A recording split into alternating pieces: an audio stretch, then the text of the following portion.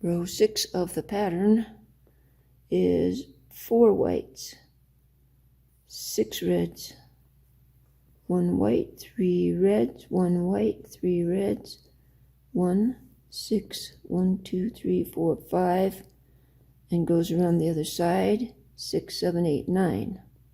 Okay, first we need to do our steek stitches.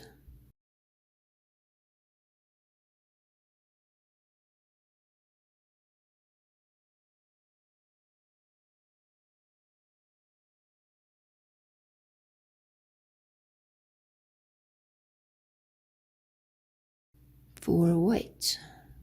1, 2. Start from the left, go under both strands, up, through, sweep, back around.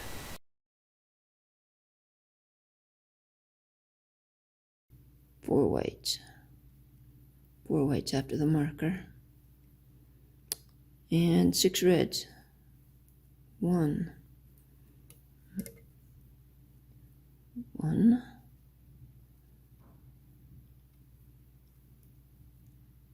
2. Now I'm going to catch this float a different way also. I'm going to go over everything, catch that red, and come back. Oops.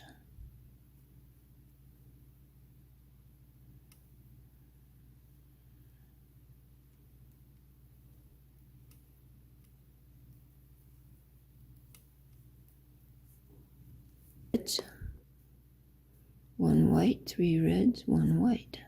1, 3, 1, 3, 1. Whoops. 1.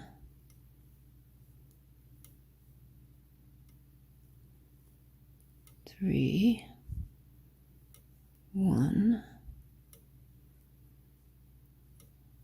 3, 1, 6, and 5. 1, 2. Start your needle on the right. Go over both strands, under both strands, catch the right strand, go back where you came from, and make your stitch. 3, 4, 5, 6, 1, 2, catch my float under everything, grab that white, come back.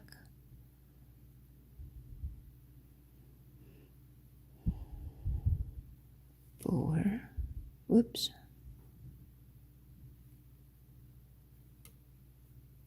5, pull my needle back, flip it over, rearrange, needles and cords and yarn. Make these stitches a little bit more flat instead of folded. 1. I'm going to catch that float underneath. Grabbed it, pull it through,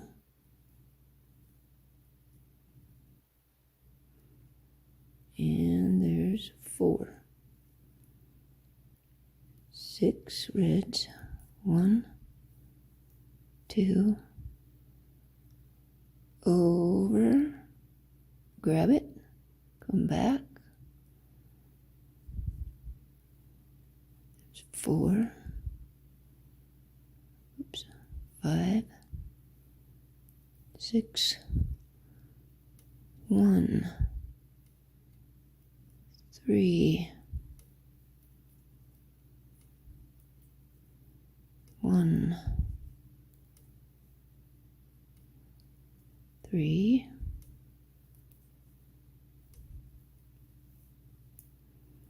1, 1, 3, 1, 3, 1. I lost count, but I can see there's 2 reds here. So that's where my last row is. So that's where I need to make 6 reds. 1, 2, over everything, then go grab the red, come back, and pull your stitch through. 3, 4, 5, 6, 5 whites. 1, 2, underneath everything, grab that white.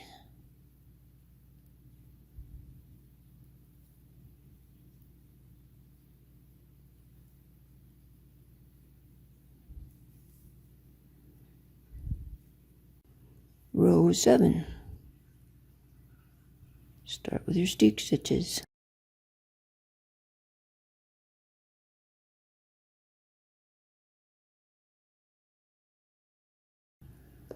2, 1, 1, 2, 3, 4, 5, 6, 7. 2, 1, 7, 1, 1. 2 whites, 1 red, 7, 2, underneath everything, grab the white, pull it back underneath,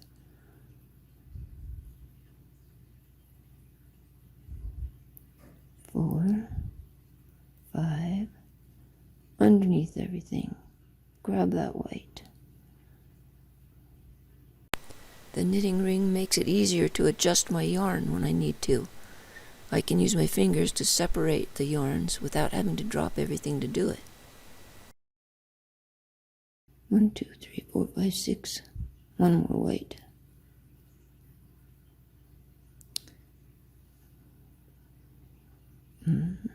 One white. Oh, no, 1 red. 1 white. 5 reds. 1, 2. Let's see. 3, 4, 5. 1 white. 1 red. 7 whites.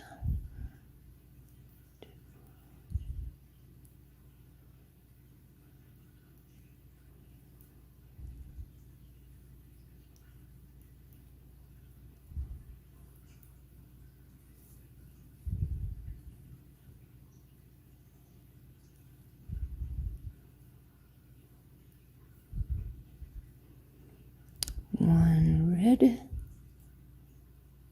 3 whites, and I will catch that float because there's more whites when I turn to the next needle.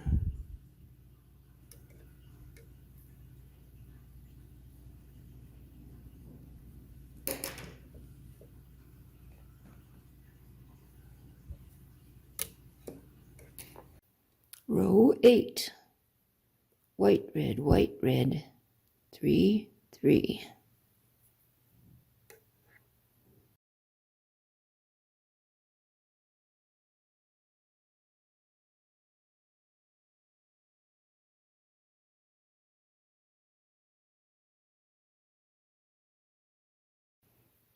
White,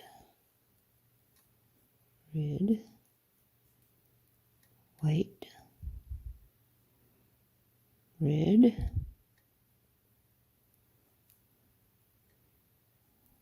3,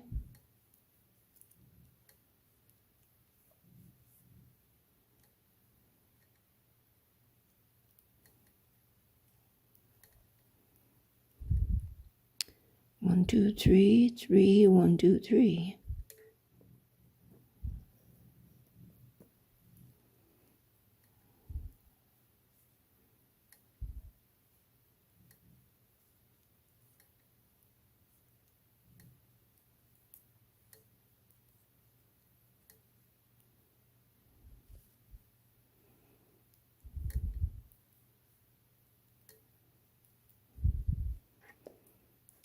3, 3, 1, 2, 3.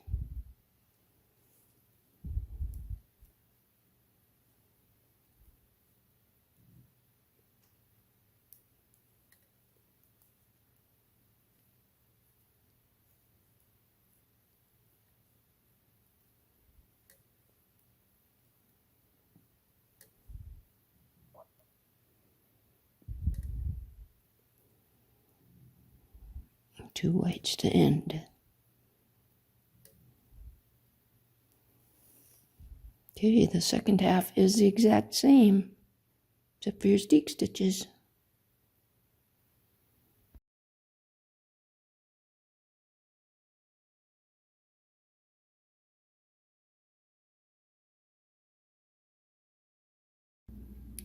Row 10. 1, 2, 3, 4, 5 whites. 3, 1, 3.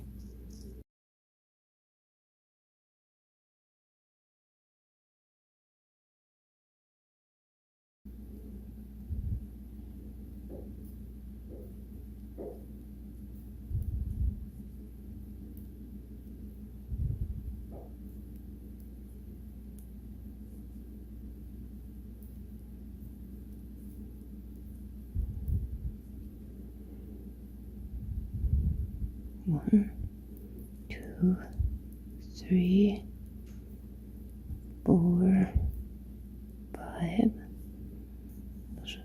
Those are those stitches. 3, 1, 3, 5, 1.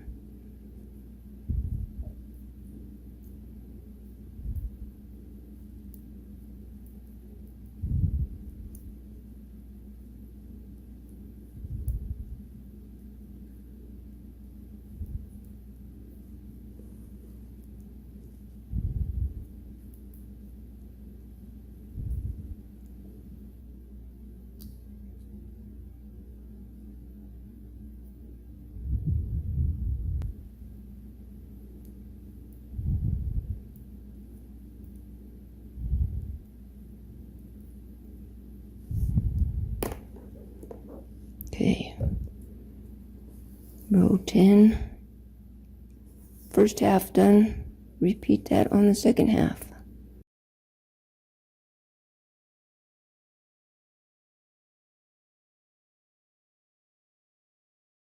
Okay, row 11.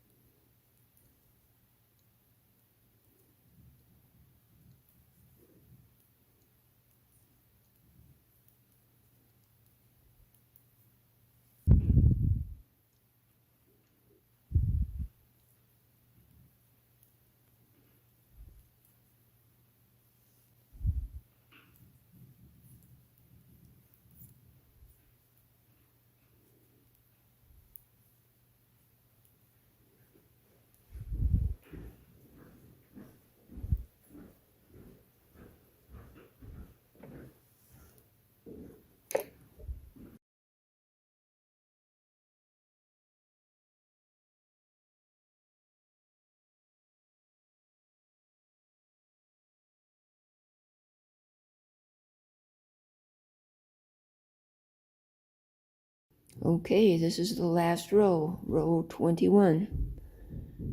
And I'm going to show you one more time how to catch the float for the left hand color, for the left color.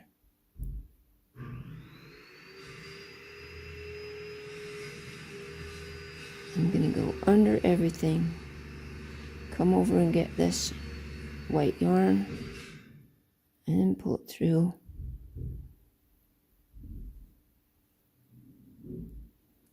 That locks the red in place.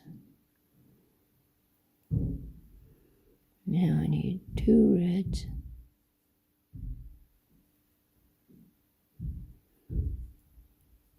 One white, 1 red, 1 white,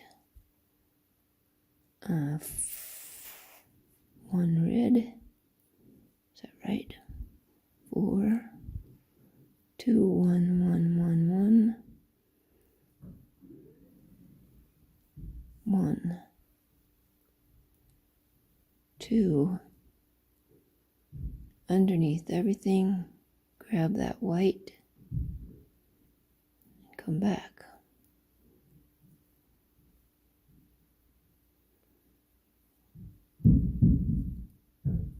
1, whoops, 2,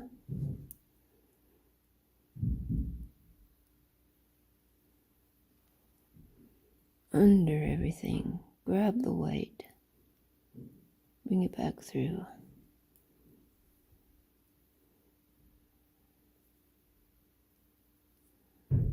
Oops.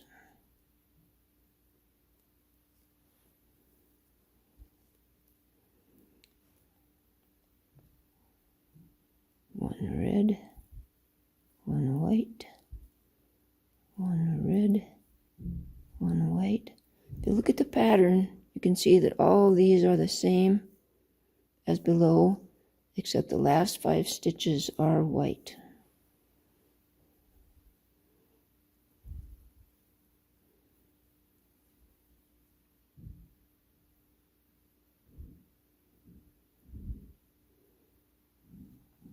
One, 2, under everything, grab the white, bring it back under.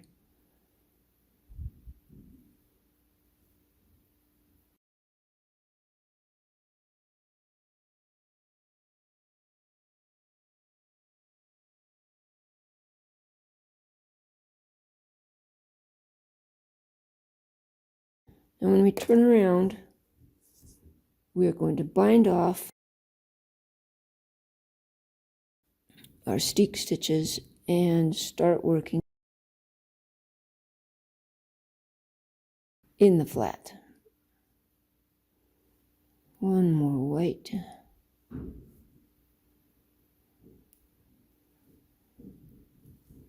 Red.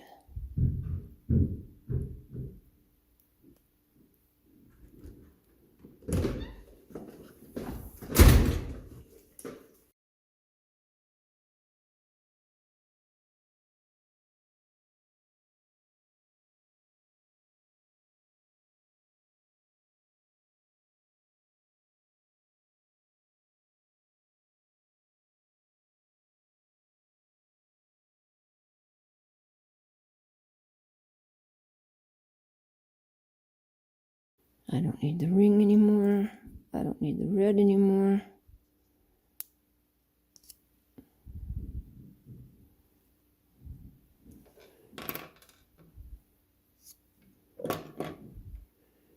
I can break my red thread.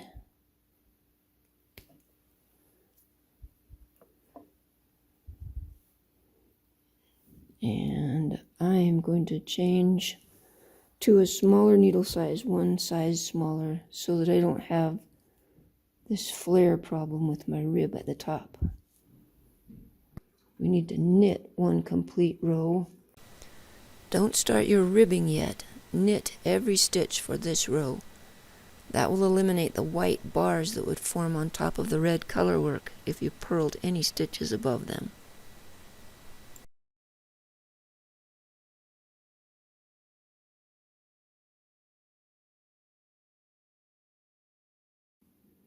When you do ribbing or stockinette stitch, you get a neater edge, a less bumpy edge, if you slip the first stitch.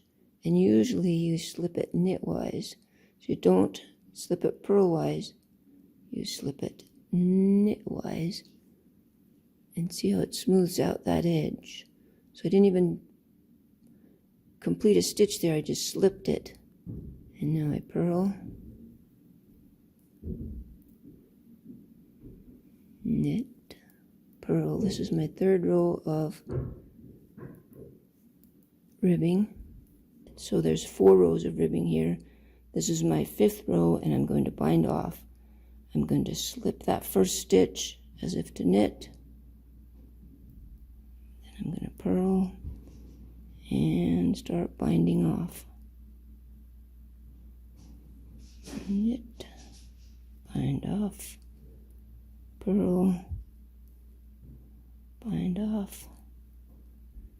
Okay, now we need to start thinking about our steek.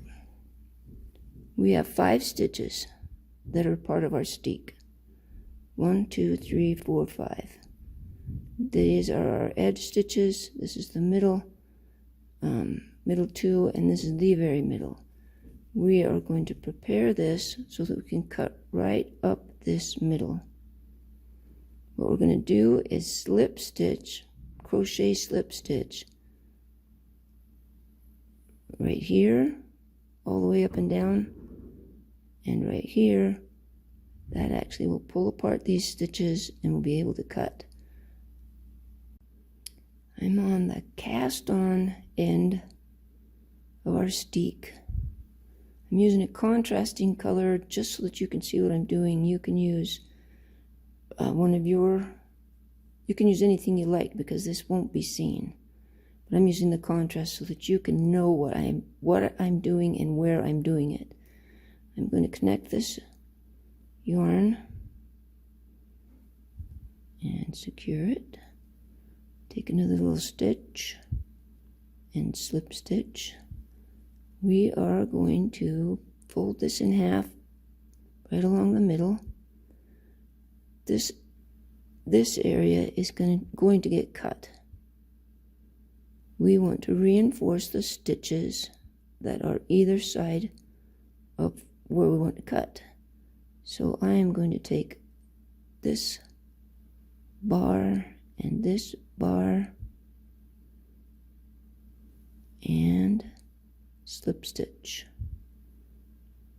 This bar and this bar and slip stitch.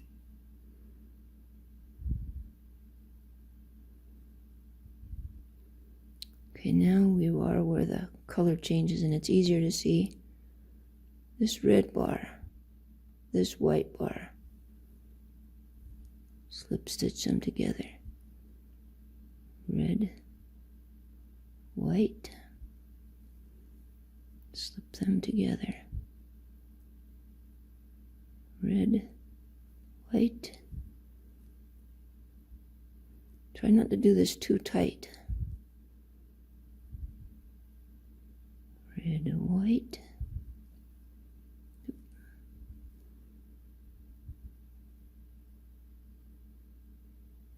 Red, white. Slip stitch. Red, white. Slip stitch. So now you can see why it's important to have different colors on your steek stitches so that you can tell where the middle is and where the columns are to the sides of the middle and where you will be adding on any like button bands or collars or sleeves.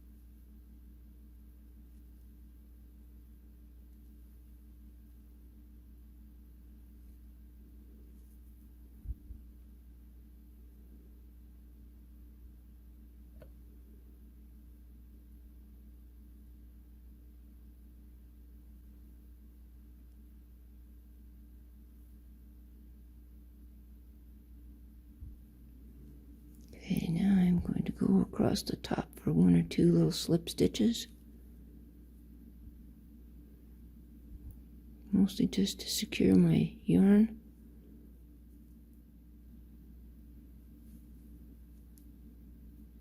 And to get out of the way of where this will be cut.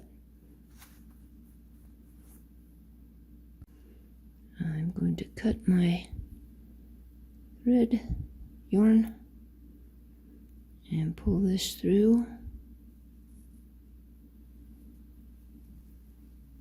and do it again on the other side. I connected my yarn at the bottom of our outside column, and I took another slip stitch in the second stitch in. Now I am going to fold it in the middle again. See where those green stitches are? I want to miss those and take slip stitches on the other side of them. This red, this white, slip stitch.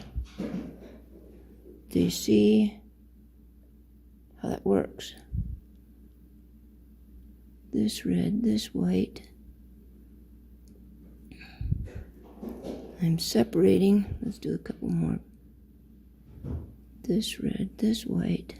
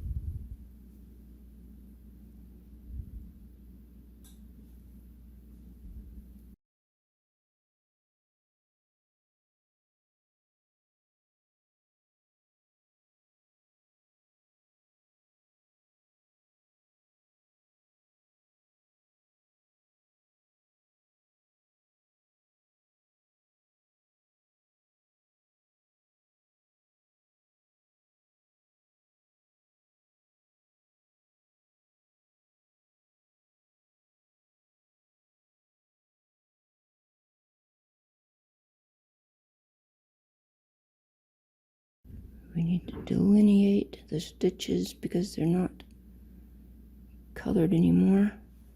See where my green ones are? Green, where the green yarn is. I won't want to go into that.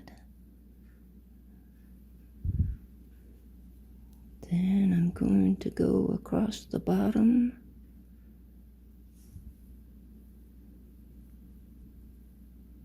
One or two stitches.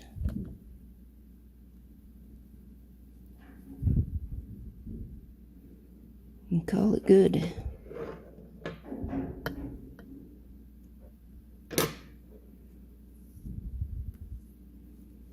All right. We're going to cut those bars between the green stitches. If this was a sweater, I would have this on the table because I wouldn't want to hold it up in my hand. And I would need to put something between this layer and this layer so that I would know that I'm not about to cut the bottom layer. So I just found something that's going to fit. I'm going to put my spatula between my layers of fabric. And we're going to cut. I actually think I might start in the middle because I can see it better.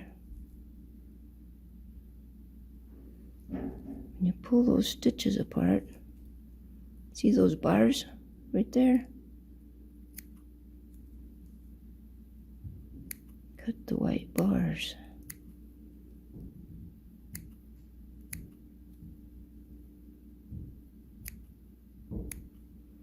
This must be a float. These red ones are floats. They can be cut too.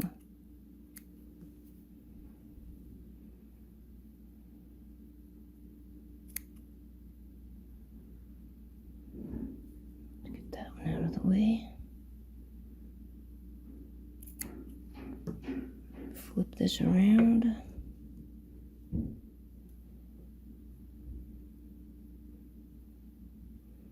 Pull it apart.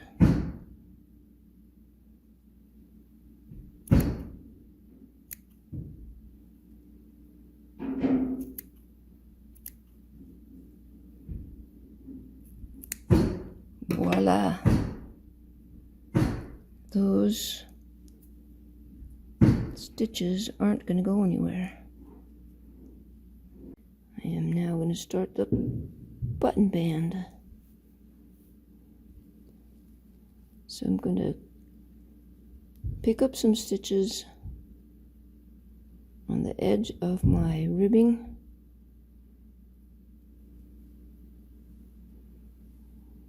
I like to use a crochet hook and transfer my stitches to a knitting needle, just because that's what I like.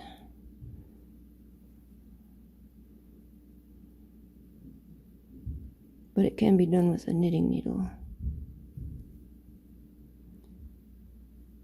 This actually twists the stitches, so when you start knitting, you have to compensate for that. Now,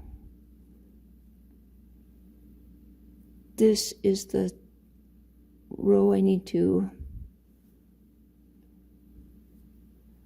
Actually, I'm going to go down this column right here. As I add my stitches, I am going to go right there, right into the middle, clear to the back, and bring up a stitch.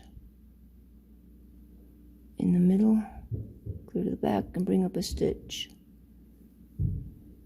Oops, I don't need those floats.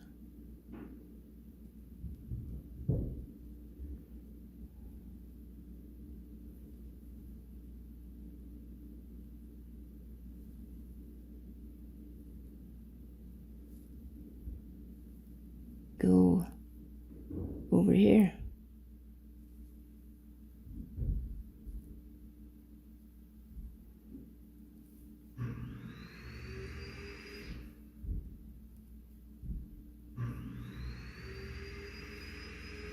Try to keep your red yarns out of the way.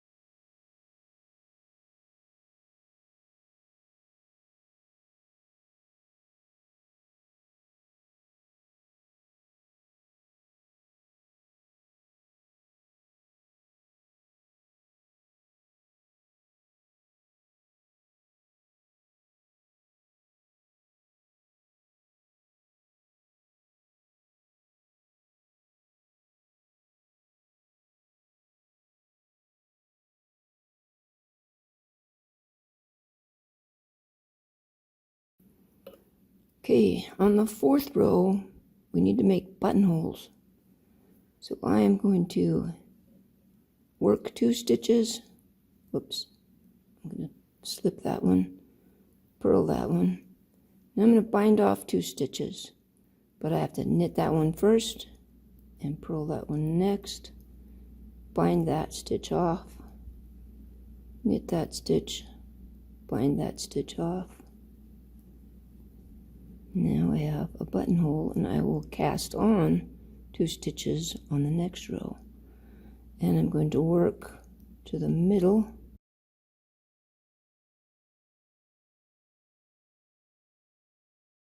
I need to bind off this stitch and this stitch, because that's stitch number 14 and stitch number 15 of my 28 stitch ribbing band. Keep going. Okay, this stitch needs to be bound off, so I need to purl it first, drop that marker, knit that one, bind this one off, purl another one, and bind this off, and knit till there are 4 stitches on the needle.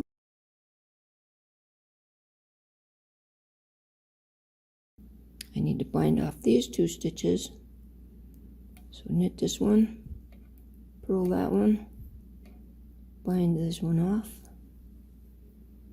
knit that stitch, bind this one off, and finish purling that stitch. Turn around for row 5, slip that stitch, purl that stitch. I'm going to try a different cast on. Turn this back around.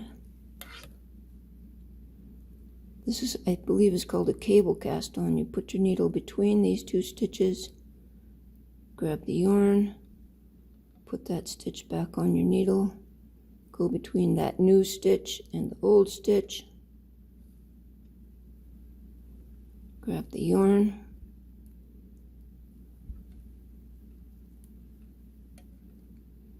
put that stitch back on, turn around,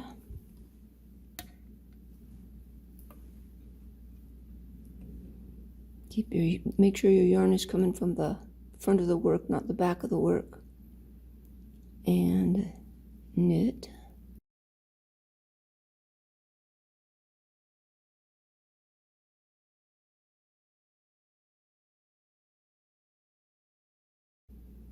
Turn it around. Go between those 2 stitches. Grab the yarn, put it on your needle. Go between the new stitch and the old stitch. Grab the yarn, put it on the needle. Turn back around, make sure your yarn's in the front.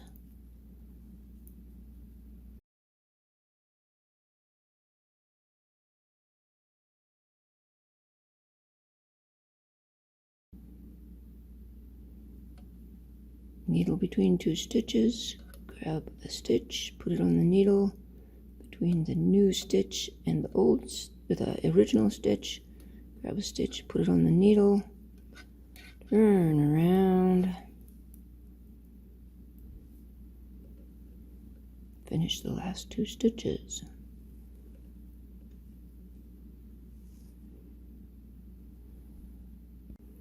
Okay, row 5 of the ribbing.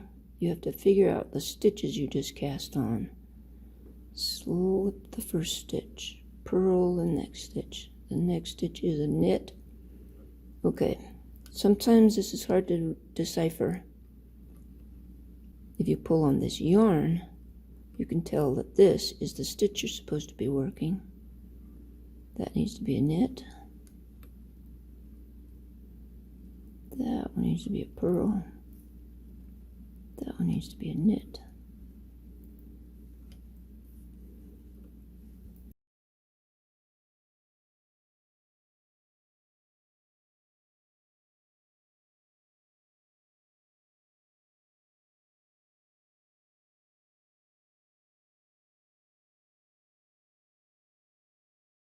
And this is a different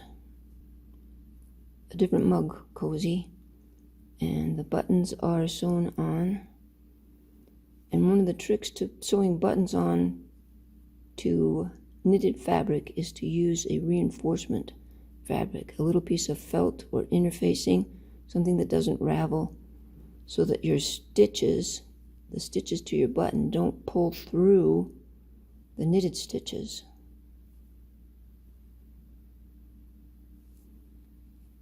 You have to make them kind of tiny, but they work. So this way of finishing your steek is with a piece of ribbon, either grosgrain or decorative ribbon. You stitch one side to the edge of the steek by hand with regular thread. This is actually bias tape. And then you fold that end in and whip stitch all the way along here. And fold this end in when you get to that end and stitch across this end.